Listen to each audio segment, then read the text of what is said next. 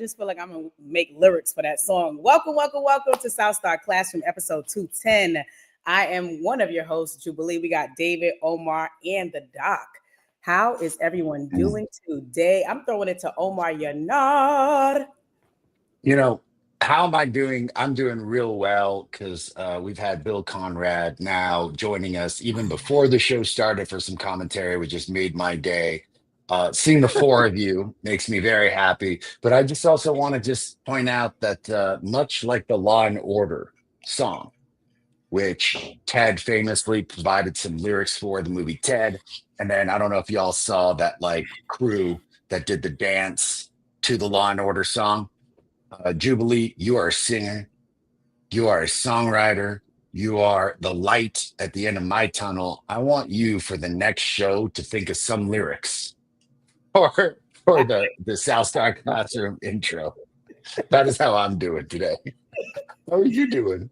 I mean, I might take you up on that. Gotta do it. Let's circle back to that because now you got my brain going. It's like, is it going to be? Mhm.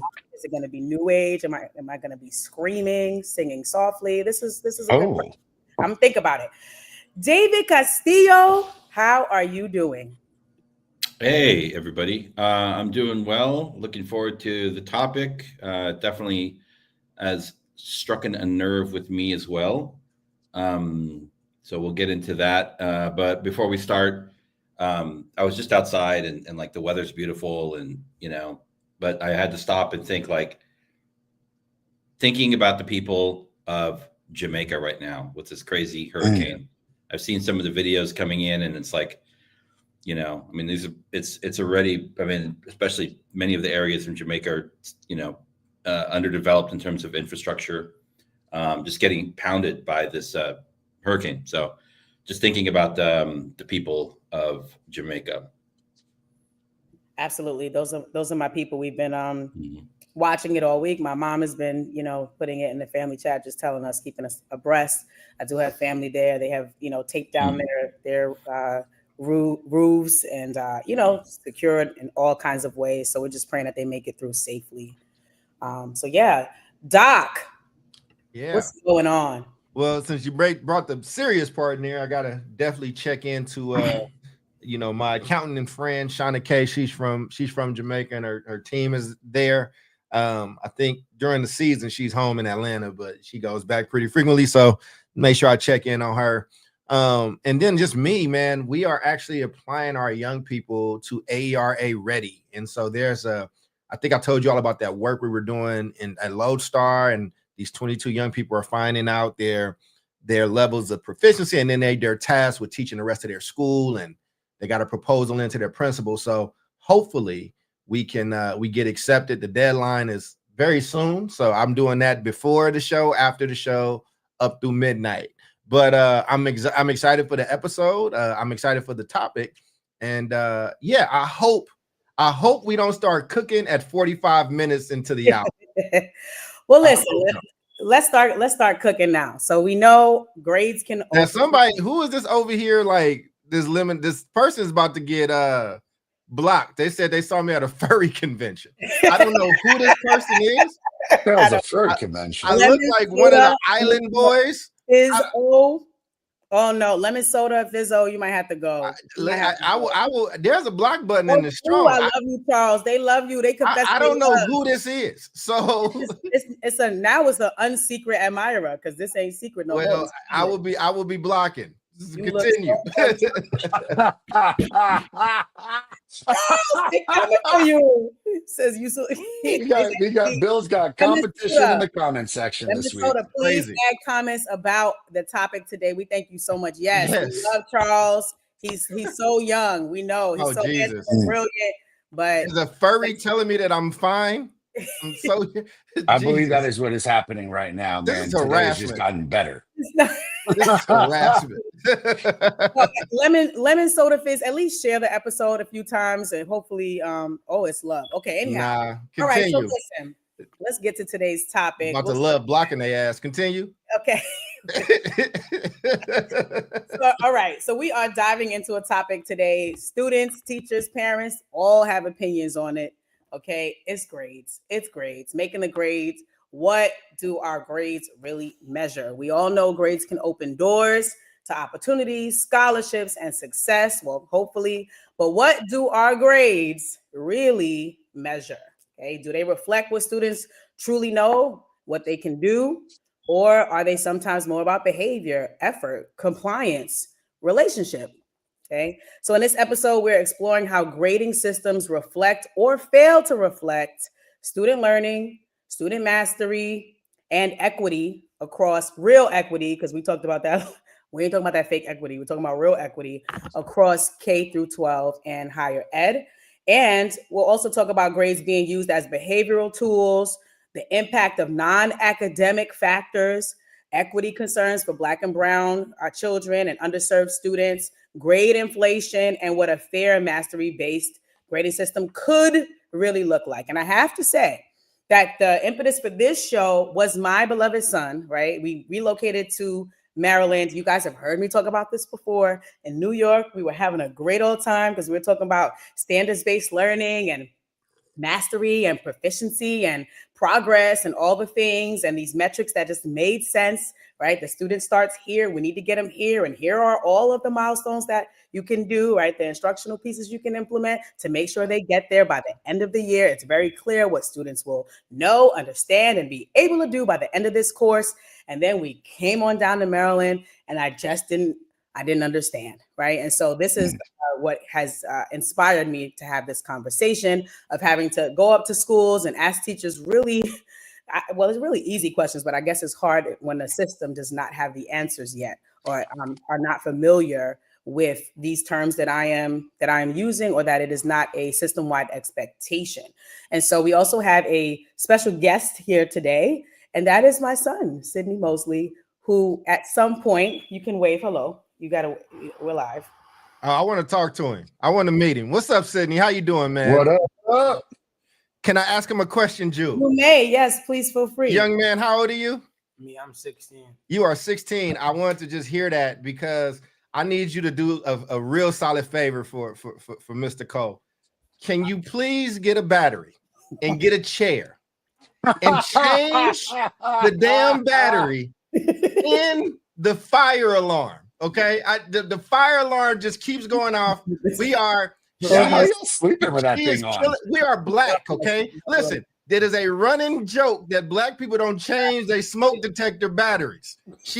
Your mom is a stereotype right now. She's setting us back. Nah, I don't even know it. She gonna show you. Y'all are gonna. I will stay on after this damn show, and we will YouTube it together. We will change. I know how to do this. that. That's all I want to know. You a superstar, brother. Jubilee is back to you.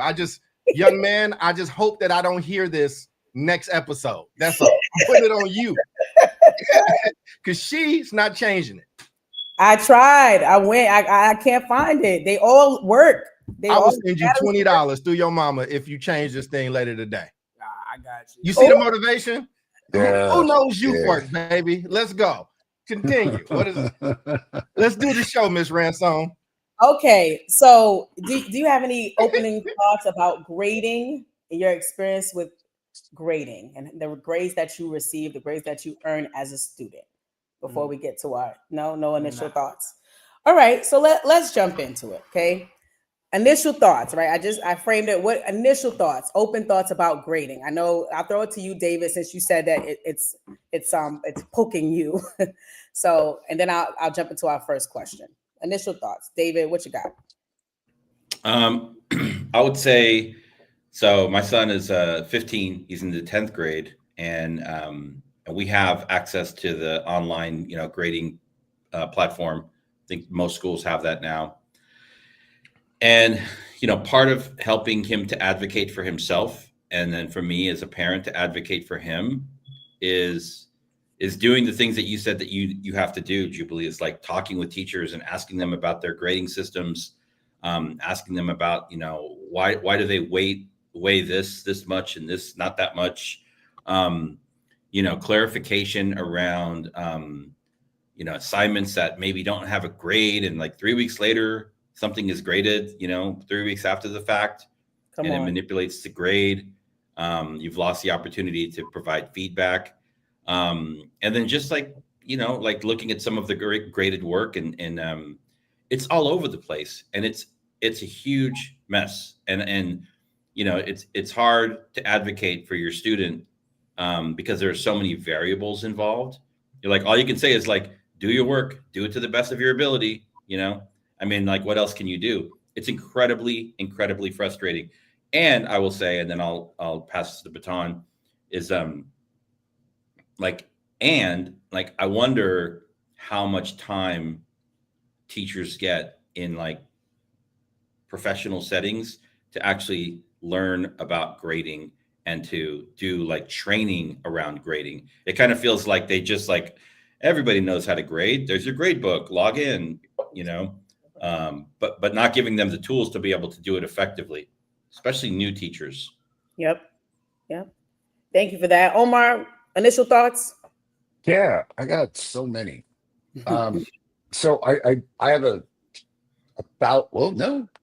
she just turned 15, on October 14th. So my 15-year-old niece, who's a freshman in high school, who is now at a comprehensive, humongous high school in El Paso, like 2,000, about 2,000 kids. And she was at this little Christian middle school, an elementary school, basically from like kinder until 8th grade, and then made that jump.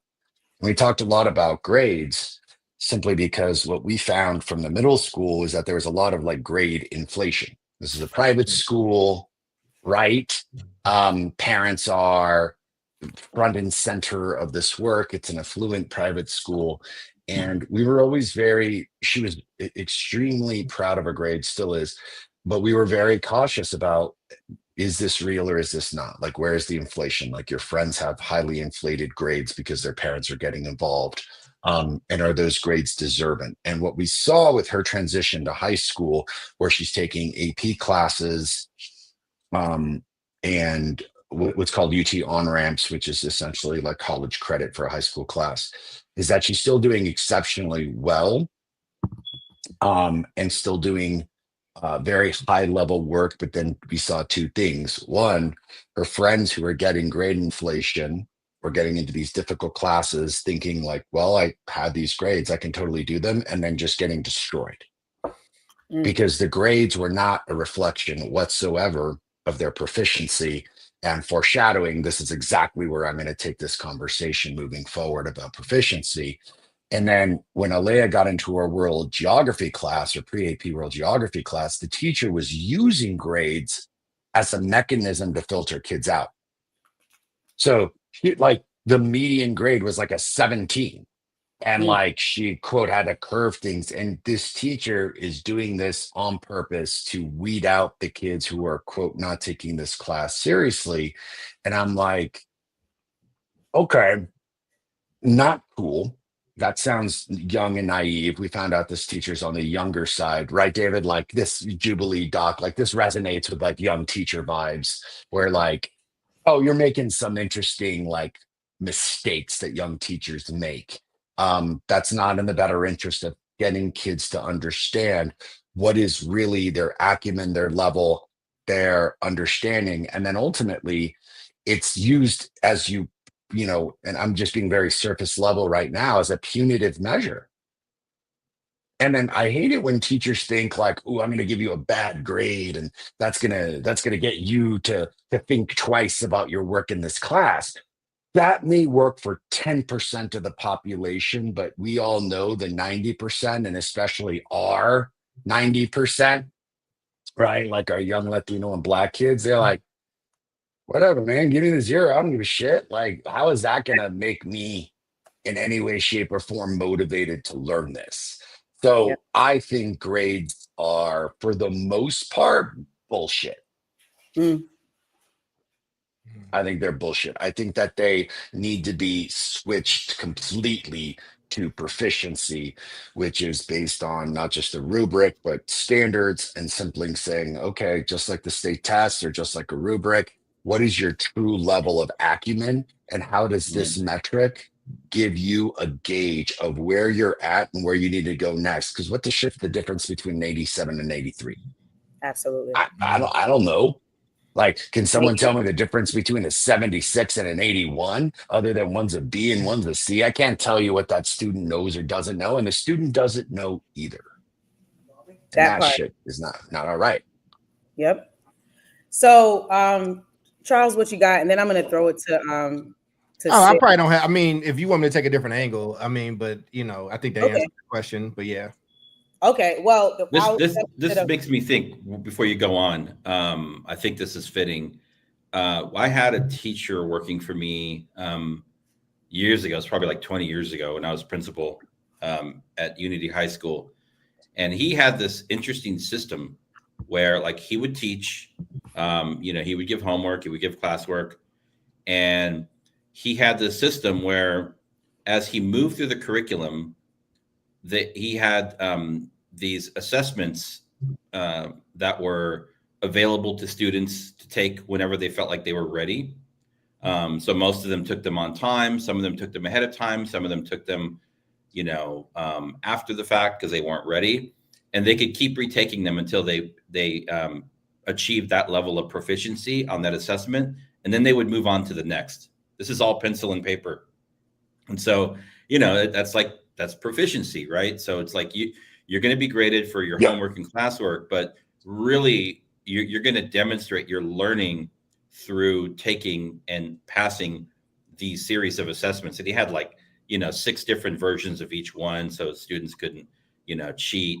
It was all done in class. So it was like a very old school method of doing proficiency based grading without any technology. Indeed.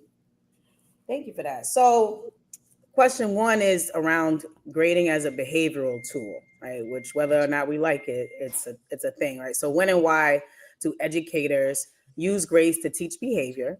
And what are the unintended consequences for students' academic growth?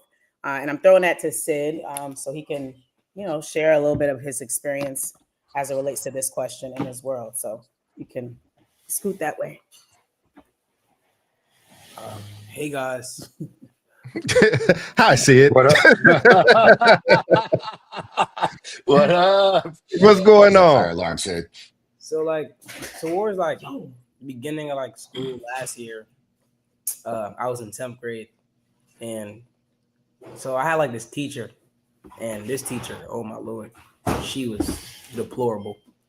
And, she used to have these different kinds of assessments and stuff like that in class and stuff like that. And there's a strict rule in our county about how you're supposed to take care of grades and stuff like that, when we're supposed to do it, and how it's supposed to be done. And I'm in a student government association, so we have to do a lot of field trips, stuff like that. And I always used to do work after. And then she started coming with this crazy policy. She was like, if you're not here, and even if it's excuse absence, you can't do the work. She was like, I don't care what they say. She was like, I don't care if you go to the superintendent. I don't care if you go to the principal. She was like, I'm still going to argue. I'm going to tell you can't do the work. And it created almost a vortex in the classroom. She was just sucking everything with just negative energy. And I ended up towards the end of the year, and I had an E in that class twice. And They don't know what that is. Oh, an E is the lowest possible grade. It's You don't an get. It's an F. So I had an E in that class twice. And my mom, she eventually got me out the class and stuff like that. But it was Third grade assignment.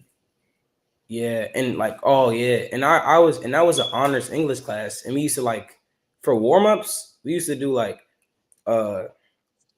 correcting English. So we used to have sentences Barry went to the farm with his friends, and we used to have to replace it. Mind you, I'm in the 10th grade at this point, and and if you messed up let's say you didn't do one, it would drop your grade from 100 to 60. She used to overly inflate the assessment grades, so it'd be absolutely crazy. But then towards the end, after I got out that class, my mom went through all that with the principal and administration. They all started looking at me differently, because it was you're not supposed to be able to do what you do to get out this class. And my friends, and most of these friends, most of these people are people I've been with since 7th grade. So I went to middle school, and they were Sid, how'd you get out the class? How'd you do this? I was thank God for my mom. If it wasn't for her, I wouldn't have got out the class. But those are the same students. They ended up getting E's in the class too, so they all failed. It was like probably 20 E's in the class. Even like when I go back to like taking a test last year, and we took a test that, and it was on a book. And you know, we're studying the book and stuff like that, and everybody's ready for the test. We take the test. The highest grade on the test was a 65. And she was like, oh man, I need to study and stuff like that. But it's like she never taught the content. It was more of a go home and study type of thing. And I thought to myself, I'm like, the person that I know, I mean, no shade to him or anything like that, but he's not the most intellectual person I know. And he got a 65 on the test.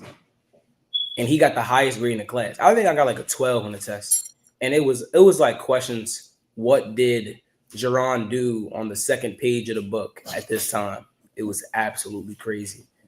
What did he do at this time, at this point in the book? And I'm thinking to myself, I'm over here trying to remember, you know, what's happened and stuff like that. I couldn't remember. So I'm like, she's going to put this question on the test. And then she started like blackmailing me in class, stuff like that. You know, just like throwing these like microaggressions at me. Like, Sick blackmailing? I was gonna say, how'd she blackmail you? What do you mean? Yeah, so like she would be like, if you like, cause like during class, like, okay, so like I didn't tell you this, but like in the beginning of the school year, like the first day ever, we were like all in our seats. It was first day of school. And I'm over here we're taking a test, I think. And she comes over and she's like, are you on your phone? I'm like, does it look like I have a phone here? I'm like, ma'am, I don't have anything on my desk. And you can clearly see that from like, because our desks are all facing the same, like it's like one half of the class is like, it's like split. So I'm like, man, you can clearly see I'm not doing anything. I'm not committing any wrongdoing. And I'm like, come on, like, can we be serious? Like, you know, I'm not doing anything. And then she just goes off on a tangent. And I'm just like, man, I'm trying to be as respectful as possible. But she thought I was being disrespectful because I'm addressing her and I'm explaining to her, like, I'm not doing any wrongdoing. And she wasn't used to that. So then it got to a point in the class where it's like, I would do like, I just started doing like small remarks. She'd be like, I'll tell your mom and I'll tell the principal.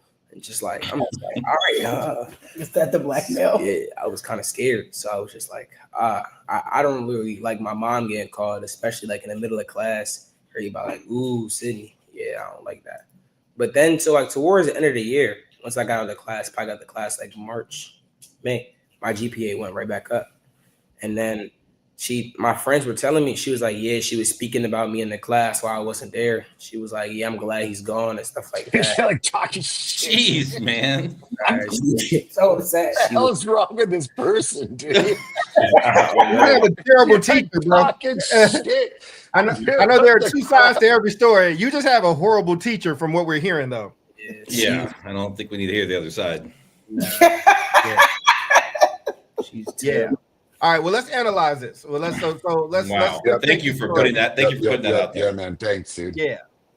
I mean, so it's a few things. One, this is not even teaching. This is not even it's not even in the conversation around proficiency and things like that, because this person's not teaching. They're just assigning like proxy things or like packets or whatever, make it arbitrary. And I do have a saying, if 2 or 3 students fail, cool, let's work with the student. Let's figure that out.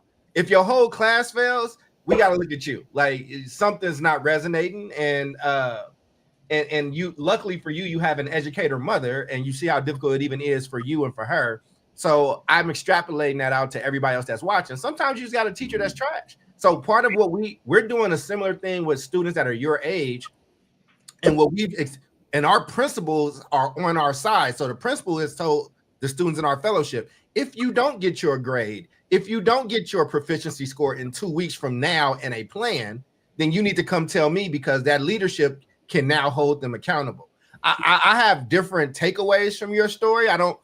What I do think, if you had a sane teacher, what I do think is, on top of getting your grades up and things like that, you, not your mom, she should do it too, but you are at the age where you can take a lot of ownership over things. You have agency. You can go and say, hey, thank you for this A or this B or E or whatever grade. It's weird. E's used to mean good things when I was in elementary school, but I don't want to get lost. But you say, thank you for this grade. Can you tell me if I'm proficient or not? Did I master? Am I a proficiency? Am I approaching? Did I master this stuff? And if you're not at proficiency or you're not at mastery, then you should say, what do I need to do to get there? How do I do that? And if you don't get a response, then you should be able to have a conversation. Luckily, you have a mother that speaks education. You have, good principals tend to like to hear this stuff.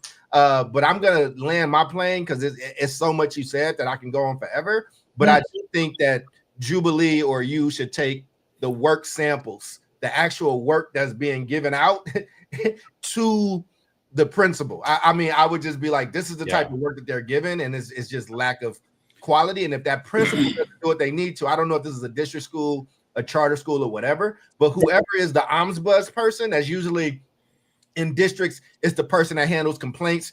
Charter schools tend to have a version of it, whether they have that name or not, but there's somebody that does some type of quality control. I would elevate that on and on, because what you did and said that people that's flying over people's heads is this type of terrible ass teaching and practices gets to happen when there's black and brown kids in the classroom. It's not questioned. Do that shit at a lily white school and see what happens. It looks like our troll is back. I know. I'm trying to block this person. But I think what I'm hearing. They really love Charles. I gotta turn off the comments. They're messing with everybody. No. You don't get somebody cussed out and choked. I don't know these people. Anyhow, I don't play these games. Continue. I would say it sounds like your teacher definitely has some serious control issues, and none of that has anything to do with you. So like with the principal hat on, I would say in any school I've ever worked in, like things that principals can do to support teachers is, all the grades are like electronic. So you have a grade book. The principal has access to all the grades. We used to run grade audits. So I'm going to run Omar's a teacher, Charles is a teacher, Jubilee's a teacher. When we get like halfway through the quarter, I'm going to run a grade audit, and we're going to look at your average grade for your class, right? And that teacher would get flagged, right? Because like we could see like most of her grades are like, below a 60 or 70%. That's going to flag. What would also flag is if a teacher came back with like, why are all your kids getting A's and B's? Like that's also abnormal, right? So we have grade inflation and then grade deflation.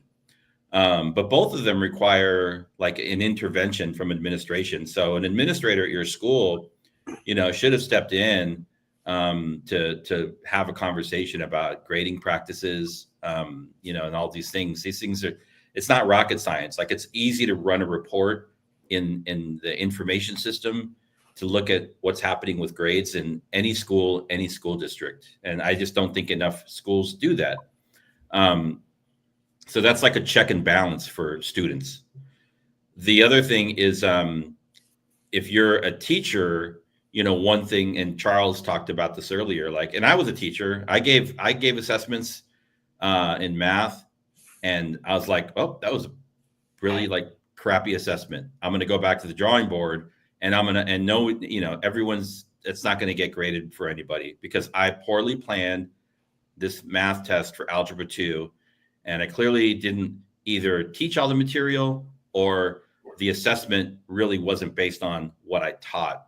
And so that's unfair to students. So I'm going to just erase that from the grade book because I don't want to penalize students. But I agree with you. I mean, I think, grading is often used as a weapon, against children. And it's totally unacceptable. Yeah. And to add, thank you for that. So like two things, because I had an experience of this district when I didn't work for the district. And of course I had a different experience when I started to. And I hate that, right? Because my daddy taught me, you treat the janitor just as you would treat the CEO, right? So I don't need preferential treatment, right? What I need is fair treatment, right? And responsiveness, and I demand that as a parent, and I don't need to have a title, right? But having a title, right, and working for the district is what ended up being the lever that ended up getting my child out of the class, right? And it shouldn't have had to be, because right? And so when Charles talked about the you know, not the autonomy, you were talking about the advocacy, right? Self-advocacy, right? The student reach out. So that's what I teach my sons, right? What pisses me off as a parent is when that shit don't work, right? Like I'm trying to empower my sons. Hey, you got the teacher's email addresses, you got your syllabus, like don't cut mommy. No, they been stopped doing that years ago. No, the first thing, and they know the first thing is, did you email your teacher? Did you communicate? Did you ask to meet with them during office hours? Did you ask to speak to them after class? Did you go to them during your lunch? Don't come to me and tell me that your grades is looking crazy and you didn't take the first step to communicate, right? So imagine that the emails are going out, no response, right? You can say what you want. And it's not just this teacher. This teacher's the worst example I have, but there are other examples. They're just not as bad, right? But the unresponsiveness to students that are advocating for themselves, the unresponsiveness to parents that are advocating for their children, right? And then that the assignment, that one of the assignments that he was talking about was a third grade assignment, right? And so yes, I speak educatees, but I'm reading this, I'm like, why is this even a grade? Like, this is correcting, Sally had a little lamb, his fleece was white as snow. Why are you giving this in an honors class in 10th grade, right? Like, why? But that goes to my last point, which is this high level of autonomy that some teachers have, depending on the systems that they're working in, where nobody is auditing and nobody is looking at what you're grading, because you have the right to put whatever you want in that grade book, right? And if I like David in my class, and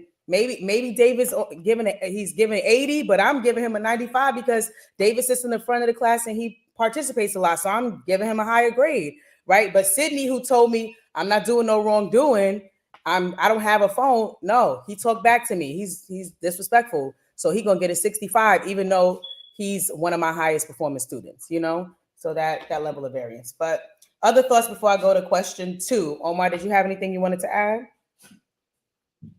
Yeah, I mean, the only thing I would add is that, like, we often think that teachers are like these, sadly, like we want to think that they are these kind of better than us versions of ourselves, right? Like, this is a professional, this is someone who is supposed to care about me.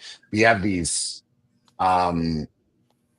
assumptions about what teachers should be. And then we come to, sadly, a stern reality, young man, where like we find out that these teachers are just like anybody else. And sadly, what happens is that they've got ego, and they're using ego and power against kids, which I find to be the most deplorable thing that you could do on the planet. That's crazy, man. It has real world, like real life implications. Yes, deep ones, because children are malleable. Like, look, your brain's still developing until you're 25, and even then it's still developing to a certain extent, but the malleability is a huge deal. And then all of a sudden, someone, out of their own insecurity, and that's what really pisses me off, it's like, you're so weak and you're so powerless that you have to exert power on kids in your classroom, like some kind of effed up fiefdom in like the medieval years, like in medieval times and shit, like Black Knight versus Green Knight shit. I get sad because people are people, but I just don't think those people should exist in the education realm. Don't. Exactly. Yep. So Take your ass to finance for that bullshit. What I meant in terms of like real world, real life implications is we put, you know, a lot of weight into, so where do grades end up? They end up on a transcript, right? Mhm, The transcript is what follows the student as they go to apply for colleges, for internships, for, in some cases, jobs, right? It becomes part of like your resume. And it's like the information and the data in the transcript is, you know, is oftentimes so inaccurate, like, because people don't focus on good grading practices. But once it ends up on your transcript, it's kind of like sealed, you know, and then you just have to like, that's what you got to work with. Yeah. And that's, you know, those teachers have moved on, and now you're trying to go out and get a job or apply for a college or an internship. and having to like say, well, why did you get a D in this English class? You're like, oh man, here we go. You know, Yeah. I just feel like that's what really gets my blood boiling around this issue, because, and I agree. I think, you know, young people should have to demonstrate that they've done everything. I do with my son. I'm like, well, what have you done in this situation? Have you done X, Y, and Z? You've done all these things. Okay, now the rest is up to the adults. You know, so yeah. Well, Yeah, and I think that's I mean, even with that, I think you did what you were supposed to do. I think Jube, I don't know, I can assume you might have showed that work to the principal or raised it up, or it should be reported to somebody, right? It's like, or if we're in that type of remedial class, then I think we all should know something needs to click and vibe. But again, that doesn't mean stop advocating for yourself, young man. Like, it's just part of the process. Sometimes that don't get you there. All right, cool. Then you take it to your mom, and then if it don't work for her, then she has to elevate it. Like, there's a process. I think parents that are watching this, document all that stuff, like everything. I train in my Agentic Black Parent book. We teach them, keep every email, even when you're on the phone, send a follow-up email after the call. Hey, I appreciated the call. Here's what we talked about, and we agreed to do X, Y, and Z by whatever date. Please correct me if I'm wrong. Because now you need that stuff when you need to report this stuff, when you need to say, I don't think this teacher is adequate. I don't think this teacher actually cares about these kids. I don't think this teacher knows how to teach. And then you have examples of their work, and they get to bring, you know, if they were smart, they wouldn't let you bring that home. But this is why they do it. This is the arrogance of it. To parents listening, Jubilee knows this. They are arrogant about it and sloppy because they don't expect parents that look like Jubilee or that look like David to do anything about it. Or if they do something about it, they were expecting them to come up there and yell and be ghetto and get kicked out, as opposed to, hey, here's a binder. Here go this binder of all the crap that this person gave.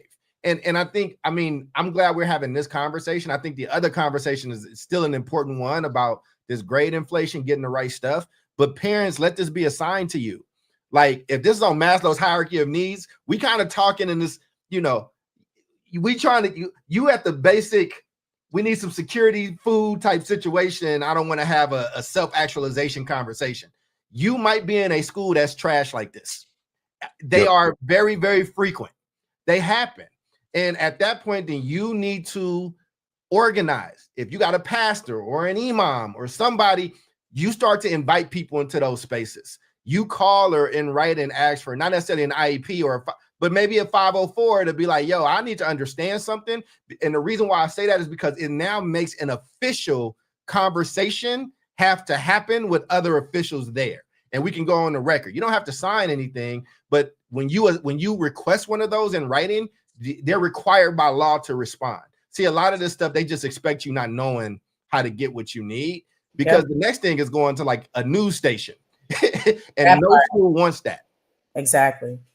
Oh, thank you for that. So a couple things. Shout out to mommy. Mommy's on here. My sister's on here. They're happy to see Sid in the virtual building. But do you know this Rich Prince person? Because I'm over here blocking everybody. So no, I do not know. Gotcha. Don't know. But I want to say, right, and I don't think my sister will mind me saying this. So my brown skin girl, that's my niece. Her name is Thunder. She's in kindergarten this year. She's a COVID baby. So, you know, they started kindergarten this year. And, you know, she was sharing with me a grading issue with my 5-year-old niece. And this teacher went putting X's all down her paper, right? When they're just learning to hold manipulatives and try to make number sense, you know? So like this grading conversation goes all in kindergarten? In kindergarten.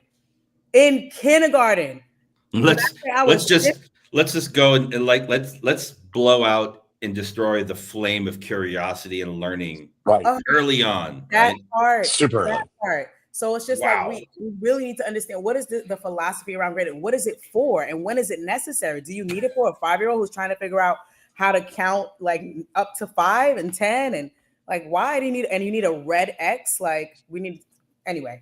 So she had a meeting with the teacher. Hopefully it'll be ameliorated. But like this topic, it grinds my gears a lot, because I also think that it could be a demotivator. When grading is not used appropriately, literally it could be like, I am not going to that class. I don't want to go to that teacher. This teacher doesn't think I'm brilliant. This teacher doesn't believe in me. This is a waste of time. Like it can turn into a place where kids are like, yo, I don't care about school. I don't want to come. Like grading has that level of, influence, I think. But Sid had one more thing to say before he goes, and then I'll. Is this another? Is Bell Ray? That's somebody in your family. That's my sister. Look just like you. So yeah, I don't know who's the big sister or not, but we was like, wait, is Jubilee commenting on her own shit? But okay. No, oh my God, yes, that is my baby sister. Yes, I have 2 younger sisters. This is one of them. This is Bell Ray. Yes. With my COVID baby brown skin girl niece Thunder, who is phenomenal. You don't have to put all her business out there like that. Continue, please. Are you trying to shut me up as I'm shouting out my siblings? You ain't have to talk about it, COVID, baby. Like, Miss Bell Ray, thank you for being here. We appreciate you. We don't mind me. Right? You don't want me to say. We got your back. We do this with Mama too. We gotta protect Mama from Jubilee. We gotta protect the family from Jew. We got you, young man. The floor is yours, and I hope that damn smoke detectors get on your nerves too. Nah, if you could send the funds through, I'll get it done. He wants a deposit. Oh yeah. Oh yeah. You shouldn't have look. If you got that capability, you shouldn't be having no issues with your teachers right now. Okay, what's your comment before I move to the next question? Like going back to the grades and beginning stuff. I feel like students come in with a lot of different idiosyncrasies. Like come up to the mic a little bit more, sir. I think students come in with a lot of different idiosyncrasies as they're coming to school. So it's like you have different backgrounds, different ethnics, and even me coming right now. I don't know if you guys can see this. I just got a grade report, and this is what it says. I got it 100, but it's a late grade, so it's -50. But so here's the problem: the teacher didn't tell us we had to take a picture of it and put it on Canvas. So the work was sitting in my bag for a month. So a couple of days ago, I go and I take a picture of it in Canvas, and I'm like, yeah, I'm definitely about to get a good grade. I got a 50, and it's 10 assignments that happened with because I wasn't in the knowing. So even taking that structure back and thinking about how that can affect me, because I was completely demoralized my sophomore year last year with my grades. I was just because I used to have straight A's all the time before that, and I was like, yeah, I'm gonna continue to do it. As soon as I saw 1 E, my thoughts were just oh my Lord, there's no way. I was completely just angry, and I was like, there's no way for me to come back from this. Especially with that one teacher as a class, talking about me while I'm not in class. You should talk about me even when I was still in a class. When I wasn't in a class, I was just geez. I was like, yeah, bro, you just go to a ghetto ass school. They exist. Schools is ghetto. Yeah. I mean, listen, I'll take us to our next question, right? But I'm jumping. I'm going to grade inflation next, but we should have a real episode about when you were trapped in a ghetto ass school. That's what we should really do, because that's what you do. Right, you have to fight for your life, right? This is one I know. Ridiculous. David, I know Omar, I know other people. This is one where if they get to be the turnaround leader of that school or that area, it's oh yeah, give me all that information. We about to ask you what you do, and you about to be gone in a week. So yep, yeah. Straight up. We have a graduate from our school. Her name is Abby Phillips. She works for CNN, and she went to my school. And I saw her at an event because I do photography and I take pictures. And she graduated. She went to closer to the mic, brother. We got you closer to the mic. Yeah, a lady named Abby Phillips. She works at CNN, and so she went to my school. She's a graduate alumni. We saw her a couple weeks ago at her event in DC. In Annapolis, and she was talking about the same the same problems are still happening after years later, and it's crazy. And the worst part about it is we're about to go to our next subject, grade inflation. I kid you not, there are 16 people, maybe more, that I know right now that have all A's right now, and they haven't taken a second to do one of their assignments, especially wow. And it's crazy. The thing is, one of my class, I have this one teacher. He teaches AP World. There's 15 E's in that class, and to put out there in perspective, there's 30 kids in the class. So that means you're probably sitting next to a person that's failing, and I'm just that's actually crazy. And the work and I feel in this case, besides the other teacher, it's not his fault. that we're really like, it's really not his fault. Like he gives us the work, he explains it to us, but it's people that are so used to doing AI assignments that when he gives us paperwork inside and you got to sit down, you got to write it, and he's watching us, you can't do our phone. Like one assignment, like he has us do is like a self-write. You just got to write for 10 minutes, just write about anything. And we started like last week, our prompt was now I know. So like, what do you know now? Like, and it could be anything. People were really just sitting in class on an AI. They put prompt, now I know. They copy the assignment into AI. And it's like, I'm like, you have no cognitive ability to think for yourself? Yeah, AI was like, what are you asking me? Yo, I mean, they Shut didn't down have the cognitive ChatGPT. ability to think for themselves before ChatGPT, man. Like, there's a whole scene in Good Will Hunting about that. Well, thank you that was great. It was He great was to have, great. He was awesome. I need him to. yeah, I need him it was- to fix that. man. Smoke. We get to hear directly. We get to hear directly from the source. You know, Yep. I love Yes, it. absolutely. Love it. But I appreciate that. And Omar, I want to. Hopefully, I didn't cut you off. I'll be quick though. Nope. I appreciate that though, because when we give case studies, you know, it's somewhat manicured, right, to kind of get to the point. But like again, it's just a ghetto ass school. It's just a school with very low expectations. I'm gonna tell you what a ghetto ass school is. It's a school with very low expectations. It's a school where people do get rewarded. They get behavior rewards through grades. Basically, it's saying y'all are so crazy and doing so much shit that the kids that don't give me a hard time, I'm passing them. And these other ones, we don't get them up out of here. I'm telling you how this goes. I remember working at the district, David. I'm gonna say players that you gonna know, and then right before we had to do a count to see schools and who's graduating and all that stuff or whatever. It was one of these general counts we do. We had a principal for one of our red schools. I'm not gonna say the school's name, but one of our last black standing high schools, and this is years ago. But that just had a list of kids, and they were just requesting for those kids to be gone. So their numbers look better, like just gone, like they gotta go, like on some wild stuff. So again, Jube, I appreciate it because this is how it ain't always a clean example. Like sometimes you get stuff like this, but this is where you got to start riding on this principle. Like this is, I promise you. And let me tell you something. When this all came up, it was like, let him try it out another quarter, And I'm like, nah, I know a bad teacher when I see one. I'm always a teacher at heart. No matter how high I go in leadership, I'm always a teacher at heart. I'm telling you, this is a bad teacher. Write it out another quarter. Wrote it out another quarter. The grade just kept sinking and sinking and sinking. It got worse and worse to third grade assignments in 10th grade, So there's a whole bunch of stuff mixed up in there. So anyway, all right. So let's jump to grade inflation. I'm jumping, right? How does students' grades they haven't earned, and this came up in one of our previous shows, affect their learning, affect their motivation and preparedness for college or the workforce? And what can schools do to maintain standards while still supporting students? And I will say, today I had a meeting with another one of Sid's teachers, right? And I think one of the other issues here is variance, right? I in my class say that this is what an A looks like. Great. We go to David's class. He has a different, he has different identifiers for what an A looks like. Go to Charles's class. Charles has a different picture of what an A looks like. Go to Omar's class. Omar has a different vision of what an A looks like.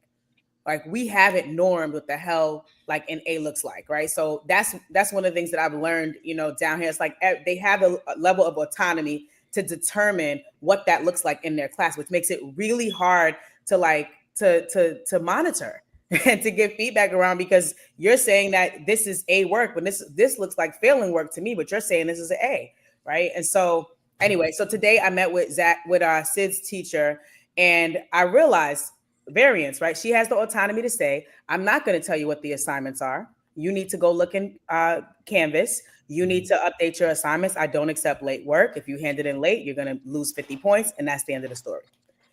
I'm not advocating at that point, because I was like, Sid, she moves like a college professor. You have the responsibility to learn all of your teachers, the way they move, and act accordingly, right? Unless it's unethical or immoral. This is a college professor here. Doc, you need to move like how she moves. You're responsible. She said, check it every day. Check it every day. She don't accept late work. Don't put in late work. if you do all that and you still fail or have an issue, then comes the advocacy and all of that. But you need to do your part first. So, okay. So inflation, right? What inflation. Let's talk about it, right? Giving student grades they haven't earned.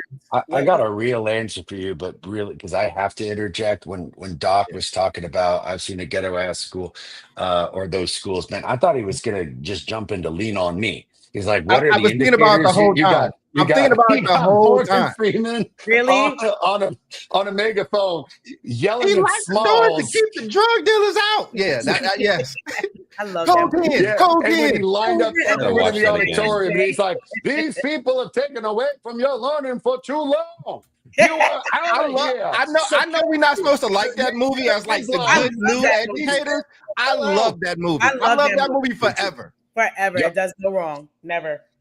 But I do have an answer, and I've got a nuanced answer because we're running out of time. So one of the things that I would love to see in terms of grade inflation and grading and what an A means and what it doesn't is along with proficiency-based grading, which is here's the 7th grade standard. 1, 2, 3, 4, 5. Are you meeting it, not meeting it? I'd love to see if there's, and dude, we live in a world of AI, we live in a world of data. I would love to be able to give a kid both an A for hitting that number 5 level of proficiency, but I'd love to be able to give a kid an A for growth. Meaning, in an age of AI, in an age of data, in an age of numbers, in an age of computing, if that kid's not at a 5, but their growth is just exceptional. You know, they were at a 1 and somehow or another they're hitting a 2, 2.5. And it's just like, whoa, you're going way above that grade level growth. I'd love to say that that is also what we could do to get rid of grade inflation is grade growth and grade proficiency simultaneously. So kids know, yeah, look, I'm at a 2, but I worked my ass off to get there. Well, that's like a B or A effort. And I think when it comes to grade inflation, we could talk all day about the fact that it gives a false sense of confidence. It's oftentimes given to either students of privilege because they're at a privileged school and parents are going to bitch, or like Doc very astutely said, hey, you're not like selling drugs in class. You're not selling drugs to the community. I declare war on anyone selling drugs to the community, and who is not selling drugs, you get an A. Shout out Chocolate Giddy Up. And that happens, dude. It's stone cold happens where it's just the illegitimacy of grading becomes a reflection on the personality of the child and not on the proficiency of the work. And that sucks. And that clearly isn't helping out anybody, inclusive of like what we're trying to do to get kids prepared for society. Yep. Mm-hmm. Other thoughts? That's my 2 cents on that shit. Do you want me to get the megaphone and start yelling at kids? Yes. You have a good Joe Clark voice, so yes. Yeah, I think that's another thing that Doc wants me to do, like some video rants. I really want to have the time to do that, but my first rant may just be with a megaphone yelling behind a child, being like, "Why are you out of uniform? At this school, we dress in uniform, young man. Your pants are your down to your knees, and I will not have that shit." Sing the school song. You smoke crack, don't you? David is the only adult here today. David, please answer, and then I will respond. Yes, I will mute myself. It's all good. Listen, sometimes we need it. Here's what I think on the grade inflation stuff again, and this is why. And I know David has made this point too about like some of those funds or to use for private school. But this is why I'm never upset at a parent that will take whatever type of voucher or what type of lottery or whatever to get their kid out of somewhere, because a lot more people go through this type of stuff than what we actually realize. And when this is an educator's child, this is somebody who knows how this works. This is somebody who has the language, and she's going through this with her child. What do you think that regular mom that just is that's a receptionist and working all day and is just trusting a school, right? Like, because she's assuming that they're doing what they're supposed to do. You parents have to become vigilant. And when I say ghetto school, I don't mean racially. I'm just saying ghetto in the sense of it has no standard. It has no systems. The principal is weak and is not principling about across the teachers. And it's okay. Not all principals are super teacher principals, but they usually hire somebody who's their instructional lead that's checking that stuff, right? Like there's nobody that has a modicum of quality control. And usually what these schools will say is, well, it's so violent in this area. It's so much poverty in this area, so much of this, and they over-index on discipline. And this is what you get. Because when one boat, the same way a high tide lifts all boats, so does a fucking dune.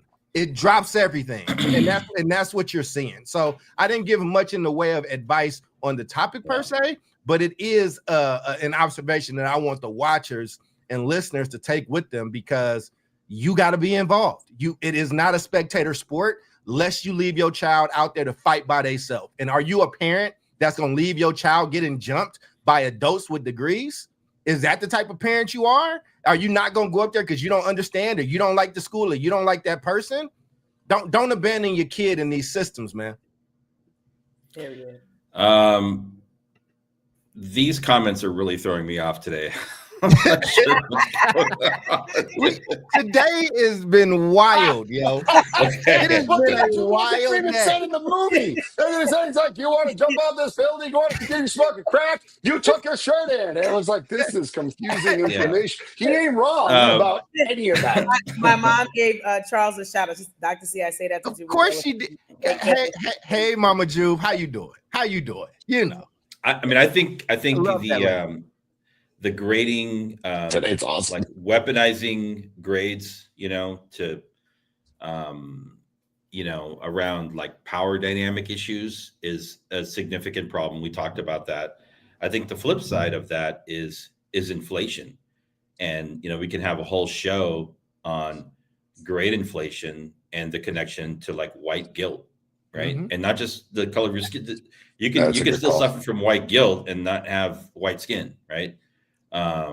Feeling sorry for the kids, right? And so passing them along, I think that's equally as harmful, because then you're sending children out into the world, with a resume and a transcript that does not reflect their actual true abilities, and that's why they end up in at a university and they're like, oh my God, I'm just not prepared for this. Well, wonder why, remedial everything. Absolutely everything. I mean, in California, it was such a big deal in California that California, as a result of grade inflation, that California ended up totally getting rid of their remedial courses in our public systems. We have 3 of them: community college, CSU, and UC, because so many students were like testing into the remedial courses. So they're like, well, let's just get rid of the courses. Didn't solve the problem.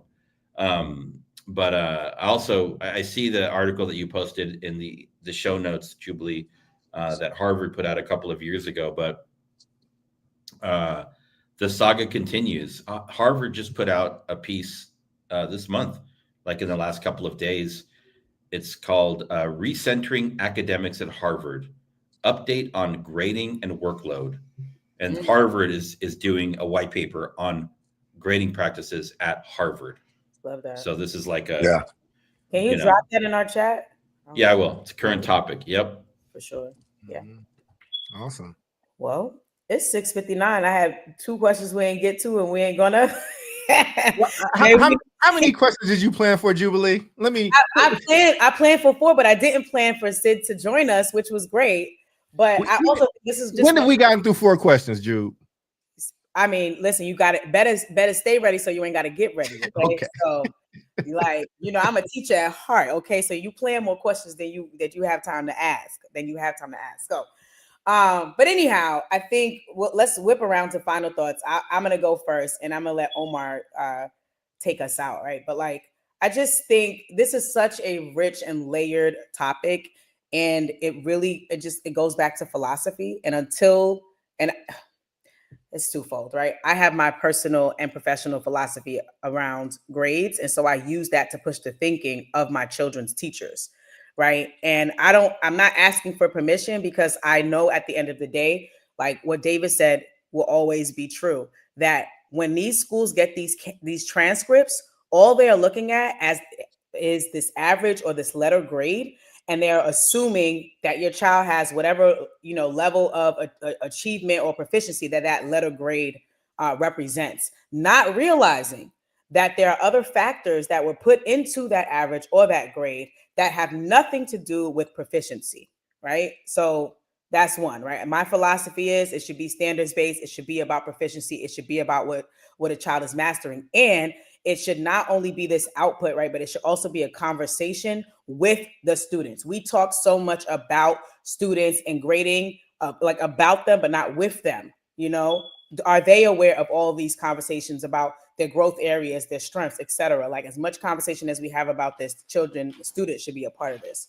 And then lastly, like, yes, I know the system is this big glob, this big conglomerate, but yes, it does begin with philosophy, right? Like I was culture shocked coming down here because New York was all I ever knew. So when I see a report card, I see standards on the report card. When I see averages, right, and the little subcategories underneath, it's telling me, okay, your child can add numbers 1 through 20. Check. 890, whatever it is, and it's all standards and broken down. I'm like, oh, that makes sense. And then I feel empowered as a parent because I know, okay, well, you didn't do well on the subtraction. You're good with the addition, but the inverse, you're not. Mommy got to work with you on that. So it empowers me as a parent, right? What I see down here, it's not. Right. So I will continue to use my voice to share that. I've been saying this since I was a teacher. We need portfolio-based, assessment. We need other ways to assess students, not just pencil paper, not just traditional assessments. How do we get students to express what they know, understand, and are able to do based on the standards, based on what we're saying they should know by the end of the course, by the end of the year, right? So I'm throwing it to you, David, Charles, and then Omar, you could take us out. Oh gosh, I'm good. I mean, I think I put it all out there. I dropped the link to this Harvard study in the comments, so definitely check it out. And a great topic. I love having young people on the show. Mm-hmm. Thank you for that. I would say, one, that was great, David. I love the young man. The 20, I will send the 20 to you right after this Jubilee because I am so sick of you. You can't be on the show if this shit continues. I stood on the ladder. I did the things I cannot figure out which one it is, and they're all crazy, but it's okay. It's drives me crazy. I will say this though. One, I do love that one of the teachers at his school did is made them write. Make their ass pull out some paper and a pen and write. Yes. I think I predict the stationary and handwritten letters will make a big comeback at some point because so many people can't write anymore, can't even write cursive. So I like that he made them write. I think you all got the bigger message that you got to be in the game. You ain't got to have all the answers, but I think being present, being measured, saving your data, saving your evidence, and elevating that stuff. And if you get to a point where they just not listening, then you need to move. You need to not making that sound easy, but you need to move your kid out that school. It's not easy, but it's definitely easier than it was in the 80s and 90s to just move kids to a school. There's just different schools, there are just way more schools now than there were when we were younger. And I think that this conversation, I see all the comments about, making a guide, doing a follow-up. I'm down for all of that if people are actually going to utilize it. But I would just say this: all these schools got their own nuances, their own little things to them. You just can't be a spectator. And I think Jubilee bringing her son on and talking about these issues, it should be a warning to you all that your status in life does not matter. At times in some of these places, you got to be in the game. You truly do. And Mrs. and Jubilee's mom said hi to me, so I'm good there. So my day is made. Omar, saw you, brother. Yeah, man. I think that you got this really interesting triad between someone talking about the fuzzies. I don't even know what the shit that is. Jubilee's mom giving in with a badass comments, And Bill, of course, we knew what the hell you were talking about when you mentioned the uniform and distracting away from important things. Yeah, man, give us a little bit of credit, man. We I don't love know you. if he saw We the love you. movie. I think that, but yes, it's Bill. We got you. You're Well, good, it's brother. a hell of a movie. You need to watch that shit. Um, I have a practice at EPLA, and it's one that I think is a good microcosm to kind of wrap this up, which is students who are learning English will go home, do homework, which is watch 30 minutes of an English show in order to capitulate their English language acquisition, because 96% of our kids are learning English. And you need to come in with a summary of that. I am already of the supposition that they're going to come in with something written by AI. So what we do is we have them sit down in a group of four. They need to talk about it in English. Just like Doc and David were talking about someone having to write those things down, we are still human, and the component of accountability to one another and a teacher is part of the grading process. Grades were supposed to be part measurement of where a kid is at, part accountability, which is like you are accountable to this work, and we're demonstrating to your parents where you are at and to you where you are at. And those, I think, are the deep outlining factors of what grading should be. And this is why, you and Doc, Jubilee, said so eloquently, what the hell does an A even mean?